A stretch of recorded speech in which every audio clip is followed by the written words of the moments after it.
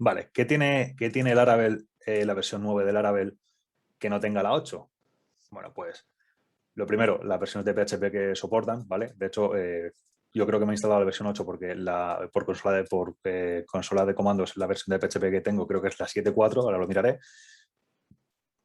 Pero, ¿cuál es el primer cambio que viene? Bueno, el sistema de mailing de Laravel estaba utilizando SwiftMailer, que ha quedado deprecado desde hace mucho tiempo, pues ahora ya utiliza Symfony Mailer, por lo cual nos da un plus de seguridad y además va a evitar que tengamos problemas.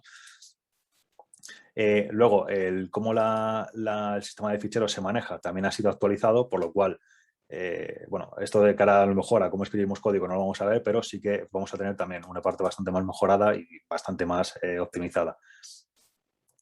Luego ya veremos más adelante lo que son los accesos y los mutators, ¿vale? Que nos pueden ser muy útiles dentro de una aplicación, ¿vale? Pues ahora mismo la forma en la que se pueden definir también se ha cambiado un poco. Antiguamente teníamos que ir haciendo una parte o una función propia para cada uno de estos, tanto para acceder a una variable como para obtenerla. Ahora, pues como podéis ver aquí debajo, ¿vale? Igual, yo os digo, veremos esto más adelante, no os preocupéis si ahora no lo entendéis del todo, pero la forma de declarar este tipo de definiciones o de transformaciones es un poco diferente. ¿Vale? Al mismo tiempo también nosotros podemos tener variables casteadas, es decir, ¿qué es una variable casteada? Al propio motor de Eloquent le puedes definir una variable que va a ser, por ejemplo, de tipo fecha, ¿vale? Entonces, no te tienes que preocupar de que esta variable luego se transforme o no se transforme o tener que convertirla tú previamente a un tipo fecha que vaya a ser compatible con la base de datos, sino que, bueno, pues el propio Laravel te lo va a hacer directamente sin que tú te tengas que preocupar. ¿Vale? Entonces, ahora la forma de hacer estos casteos pues también ha cambiado un poquito. ¿Vale?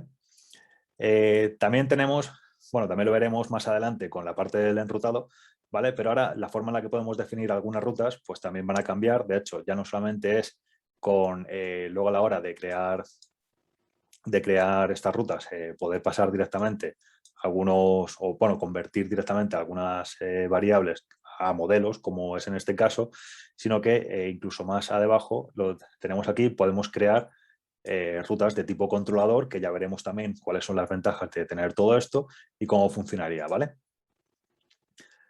Teníamos también la parte de los índices de texto completo, es decir, podemos utilizar un full text, bueno, digamos que una variable dentro de MySQL, pues podemos utilizar una variable de texto, o sea, perdón, un campo de texto como índice. Luego, para bases de datos más pequeñas tenemos digamos que un pequeño motor más pequeñito que se llamaría Scout, ¿vale? Que este nos va a venir bien para bases de datos más pequeñitas. Luego podemos también hacer renderizado directamente en la parte de Blade. Esto antiguamente se hacía de otra forma un poquito menos obvia, perdón.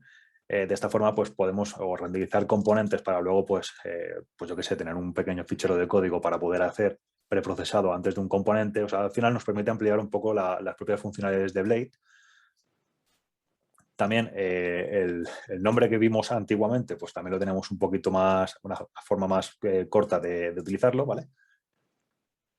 Esto también es importante, os voy a dar un poquito de contexto, y es que cuando se utilizan formularios en Blade, muchas veces ocurre que el formulario, por alguna razón, como es lógico, imaginaos que es un formulario de contacto, pues alguien no ha escrito el email y obviamente no podemos dejar que el formulario vaya adelante, ¿no? Entonces, podemos devolver ese formulario, podemos redirigir a este usuario hacia atrás y entonces tendríamos la parte o teníamos las funciones que eran all, ¿vale? Entonces, ahora también Laravel nos ofrece para poder utilizar este old y que el usuario no tenga que volver a escribir todo lo que ya ha escrito, pues también nos ocurre que podemos utilizar este mismo sistema, pero para en un selector marcar ya directamente cuál de todas las opciones era la que estaba elegida, o para un input de tipo checkbox, pues ver si el campo ya estaba marcado o no.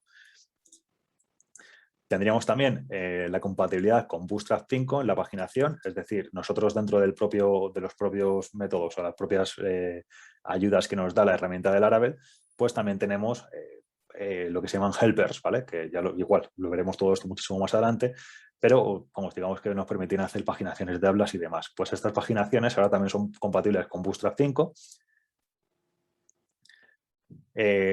También se pueden hacer validaciones. Bueno, tenemos también validadores para ver los campos de las bases de datos, no, perdón, aunque bueno, también nos serviría, pero para comprobar que algunos campos o algunos datos tienen una estructura o coinciden con algún tipo vamos, de alguna forma con algo que queremos. Por ejemplo, queremos verificar que es un email, que mide mínimo una cantidad de caracteres, que está relleno. O sea, imaginaos un formulario de contacto, pues queremos verificar que el email es un email, ¿no? Laravel nos da un montón de herramientas para todo esto.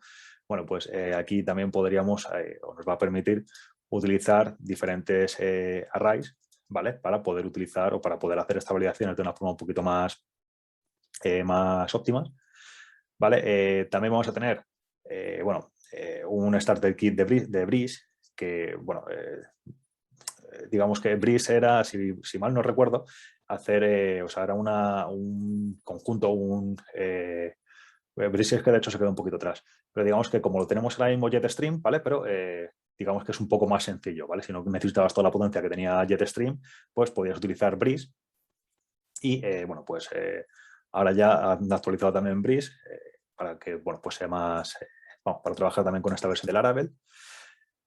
Las páginas de excepción. ¿Qué ocurre con cuando nosotros en un código de Laravel tenemos un error, nos va a salir una página de excepción. Se parece un poquito a la que tenemos aquí, ¿vale? Pero es mucho más simple. Entonces nos da un poquito de información. Entonces ahora lo que han hecho en la versión 9 de Laravel es ampliar la información que nosotros vamos a recibir de estas páginas de excepción. De tal forma que vamos a ver, pues como veis, el diseño, bueno, claro, no podéis ver el anterior, ¿no? Ahora os enseño una página de excepción de Laravel antigua, ¿vale? Pero el diseño ha cambiado y además, bueno, pues tienen algunas ventajas que no tenían antes.